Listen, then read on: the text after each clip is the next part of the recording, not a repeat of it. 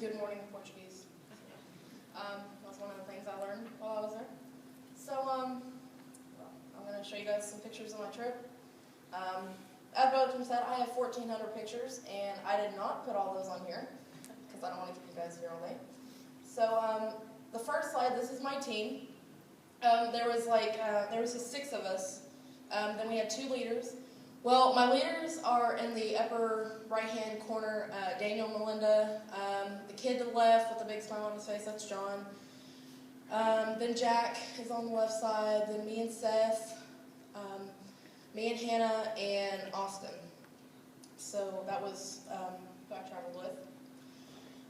These are just some traveling pictures. I didn't really put any pictures of my training week because that was kind of a horrid experience. Because we had a lot of physical activity, and I was not prepared for that. But these are some of our traveling pictures. The picture on the upper left-hand corner, our flight got delayed because we were supposed to go to Chicago and to Chicago to Sao Paulo. Well, they had some bad weather, so we ended up getting a flight to Newark, New Jersey. So I'm on the plane, and it's only like an hour flight, and I just look out, and I'm like, man, this is the biggest city I've ever seen. Turns out that's like New York City. And I was flying over it, and I'm like, well. So I was taking pictures. But then the 2 pictures on the bottom, that was the morning of us like flying into Sao Paulo, and I was like, it's pretty outside. I'm going to take a picture.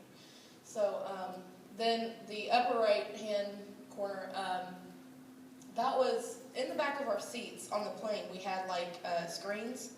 And we could like watch movies or listen to music, but they had like a flight map, and so we were maybe like 30 minutes away, and I took a picture of that. So I thought that was kind of cool. Now my leaders, they are in the upper left-hand corner, and now the guy in the middle picture, upper part, that's Walter, or Walter, but in Brazil, he goes by Walter. And he was like the coolest guy. He spoke no English whatsoever, and he knew the words problem and no problem. That was it. Like we'd be walking around and he'd be like problem, and we're like no problem, Walter. And then Z, he's on the upper right hand corner. Cool guy. He spoke pretty good English, but like half the time he didn't know what I was talking about. He's like, you talk too fast. So he was like our translator. And the 2 guys in the bottom, those are Walter's 2 sons, and they went to English school, so they spoke really good English. And they would translate for us, especially between me and Walter, because I loved him, and I was just always talking to him, and be like, no, stand, so I'd have to get one of his sons. So the upper left-hand corner, that's the house that we stayed in. When we went to Brazil, my leaders had no idea where we were staying, so we were very, unorganized. But that was the house that we stayed in, and it was like a beautiful home, and we were like in a gated community, so we were like very blessed. The 2 pictures on the right, the top picture, that was like a barbecue type pit. Like every house had one, because in Brazil, barbecue's a big deal, so like pretty much every house had this like barbecue type pit. And the picture of the van, we called it Trusty Rusty. That was the van that we had in Brazil, like we rode around in it, so. And the picture on the bottom right-hand corner, that was the shower head. And in Brazil, they don't have hot water tanks that we have. So when I first walked in, I was like, okay, so I'm going to check out this house. And I walk in there and I open the shower curtain, and I'm like, there's electrical cords coming out of that wall. I was like, we were going to die. And I mean, I don't know if you guys can see it very well, but there's like literally like an outlet and like cords coming out of it.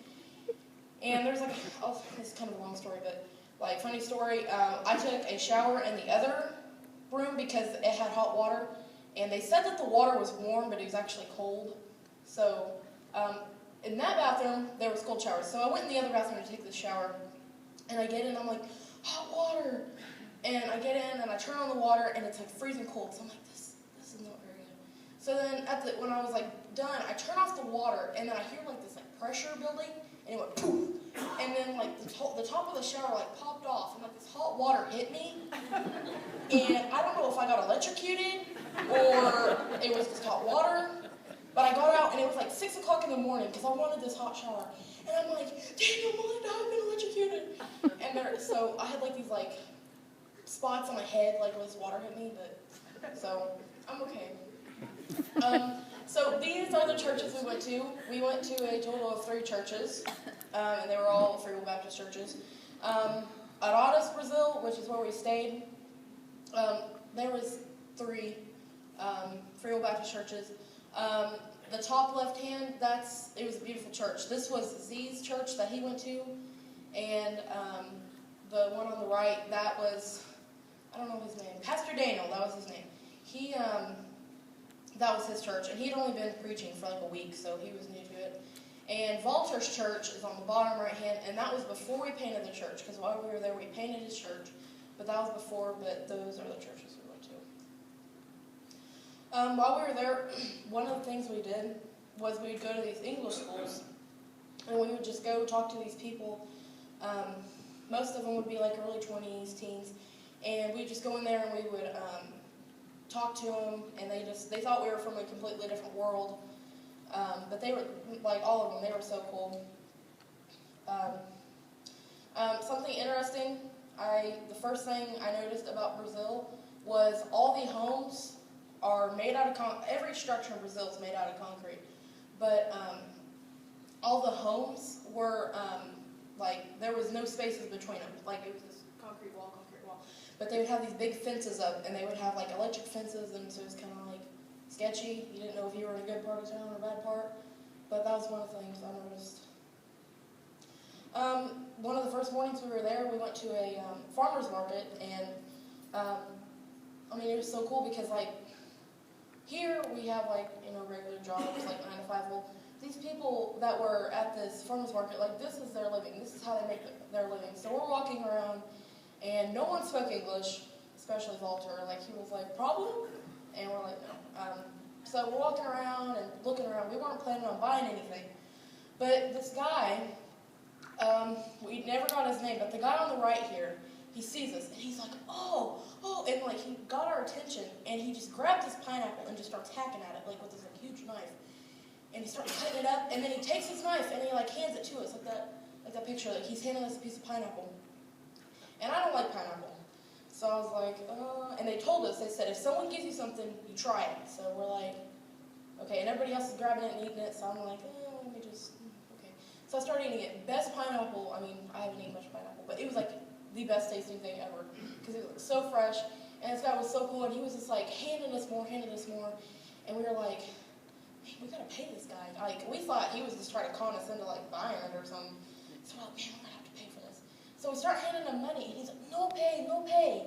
And then all he had to say was God bless in Portuguese, which is Deus abençoe. That's all he said to us, and he would not let us pay. And we're like, okay. So that guy was like super nice, and he was like so cool. This was like kind of like this is like the food slide. So the top right, or the top middle picture is the place we ate out every single day. It was like the best food ever. The plate setting, that was pretty much like how every table was like sat. Like they would have like those tong things, and when they would walk by and catch you a piece of meat, you'd have to grab it with those. Guaraná, which is the can. I mean, no one here has like ever had it, and I had never heard of it. But when we went to Brazil, that was the best stuff ever. Like, it is like the most popular drink in Brazil, and it kind of tastes like a ginger ale, kind of, like a fruity ginger ale, if that makes any sense. And then that's cornbread in the upper left-hand corner, and it was kind of funny because we went to this detention center for like kind of like a boys' home, and every time, we went there 2 or 3 times, and every time we would be leaving, they would always have food for us. So one of the things they had one day was cornbread, and Walter walks in and he's like, cake! And we're like, Walter, that's not cake. So, because he's trying to learn English, but some of the stuff he would say was kind of weird. But the best thing I had in Brazil was pastéis. And pastéis is the bottom right picture, and they're like big. The only way I could really describe it is like a hot pocket, like a giant hot pocket, but it was like thin fry bread, and they would fill it with whatever you wanted, but I would always get the beef and cheese, and they were just so stinking good. So, these were just pictures of Araras. Some people asked me, were you in the jungle? And say no, because that was, I mean, it was like humongous city. So, this was while and before we painted the church. Walter's church was like very rough looking. We had to hand sand the whole thing. So that was one of the things we did, and then we started painting, and we got the painting done in 5 hours. We painted the whole church in 5 hours. And in Brazil right now, it's like wintertime, so it was like 70 degrees. And so it was like you would have like a cool breeze, so we could work pretty fast, so we got it done. This was after we got done painting, and Walter, he was like super happy when we were finished. He was like, "Oh, bonita," which is beautiful. So he was like super happy that we did that for him, and yeah, he was a very happy camper after we finished. And after we painted, we also organized his whole church. The computer in the left-hand corner, it didn't work, and Walter was like, fix. And so Seth, one of the guys on my team, he's like, "Oh, I can try to fix it." So Seth just started messing with the thing and plugged it in, and it started working, and Walter was like, "Oh, it works. So he was like super happy about that. And then we organized the nursery and cleaned it, and we cleaned the kitchen, and so that was one of the things we did. This is just kind of like funny things we saw. I know we don't have like payphones anymore, but everywhere in Brazil there was payphones. So there was like that big round thing, that's a payphone. They had bacon flavored popcorn. I didn't buy that. I wasn't going to try it. The Hunger Games in Portuguese, I thought that was kind of cool. And then they had 3-liter Guaraná, and it was like hilarious because they were like humongous. And one of the things I found kind of shocking, and one thing I learned, is anything from America and Brazil is crazy expensive. Anything that comes from America is like super expensive. So the iPhone 5 here, like it would be around $600. There, the $23.99 Reais, that's like $1,600 on money. And when I saw that, I was like, oh my lord. And then like a Wii game, that was like the Super Mario's game, like that's kind of like an old game. And here, that would probably be like $10. There, that's about $80. Like anything that came from America was like crazy expensive. This was one of the children's home we went to.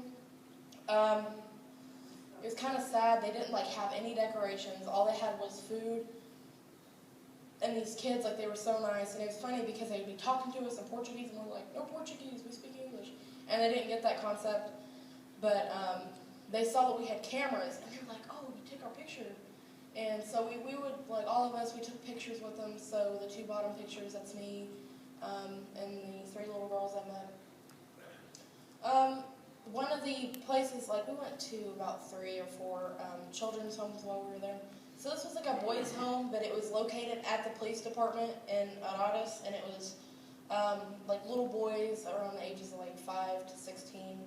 And one of the things they wanted to do when we got there was like play soccer, and we're like, "We're American, we don't play soccer." So, but we played soccer with them anyway. I didn't, but all the guys did. So that's like pictures of them playing soccer. Here's another picture of the boys that were at this boys' home, and all of them, when they saw our cameras, they were like, "Oh, pictures!" So we took like 1,000 pictures of them. They loved it. But I would just like to thank everybody for helping me get to my goal of my money. It was like a lot of money, and it was like I needed it in a short amount of time. So I just want to thank everybody. But first, I'd like to thank you guys for your prayers, because that was like the most important thing. But thank you guys for helping support me, because, I mean, I couldn't have done it without y'all. And my parents, they thank you. But I just want you guys to know I had a fabulous time while I was there. Like, I loved every single minute of it. I mean, it was just fantastic. But obrigado, which is thank you, and Deus abençoe. God bless.